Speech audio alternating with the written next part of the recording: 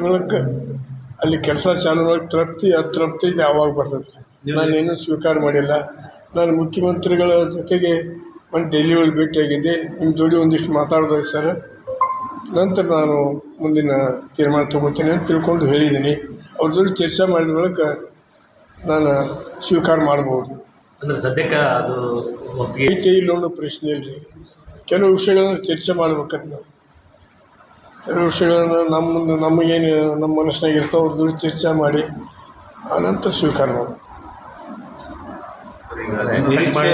ಇದೇನು ನೋಡ್ರಿ, ಕ್ಯಾಬಿನೆಟ್ ಇದಾಗಿ ಹೋಗಿದೆ, ಎಲ್ಲ ಬೋರ್ಡು ಕಾರ್ಪೊರೇಷನ್ ಡಿಕ್ಲೇರ್ ಮಾಡಿದ್ದಾರೆ. ಇದು ನಿರೀಕ್ಷೆ ಬೇಕಾದ್ರೆ ತೊಗೋಬೇಕು, ಅಲ್ಲಾದ್ರೂ ಬಿಡ್ಬೇಕು, ಅಷ್ಟು ನಿರೀಕ್ಷೆ ಇದ್ರೊಳಗೆ ಏನಿದೆ.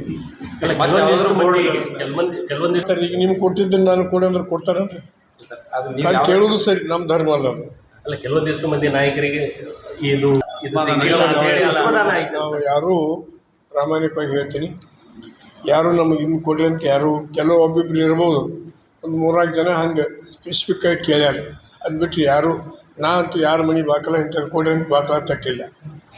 ನಿಮ್ಮ ಜಿಲ್ಲೆಯ ಒಬ್ಬರು ಸರಿ, ಅಂದ್ರೆ ಸಿ ಎಂ ಅವ್ರನ್ನ ಭೇಟಿ ಯಾರಿಗೆ ಸಮಾಧಾನ ಐತೆ ಅಂತ ಈ ಜಿಲ್ಲೆಯ ಇನ್ನೊಬ್ಬರು ನಾಯಕರು ಸರ್ ವಿಜಯಾನಂದ ಕಾಶಪ್ಪನವರಿಗೆ ಅಸಮಾಧಾನ ಐತೆ ಸರ್. ಸರಿ, ಅಂದ್ರೆ ಸಿ ಎಂ ಅವ್ರ ಭೇಟಿ ಅವ್ರಿಗೆ ಭೇಟಿ ಆಗಬೇಕು, ಉಪಮುಖ್ಯಮಂತ್ರಿಗಳಿಗೆ ಭೇಟಿ ಆಗಬೇಕು.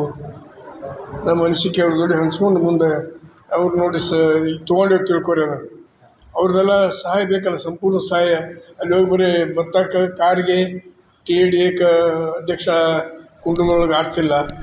ಅವರು ಸಂಪೂರ್ಣ ಅದರ ಅಭಿವೃದ್ಧಿಗೆ ಪೂರಕವಾಗಿ ಅವರೆಲ್ಲರೂ ನಮಗೆ ನೀವು ಮಾಡಿರಿ, ನಿಮ್ಮ ಜೊತೆಗೆ ಇರ್ತೀವಿ, ಸಹಾಯ ಮಾಡ್ತೀವಿ ಅನ್ನುವಂಥದ್ದು ಇಲ್ಲ. ಇಷ್ಟೇ ಚರ್ಚೆ ಮಾಡೋದು, ಮತ್ತೇನಿಲ್ಲ.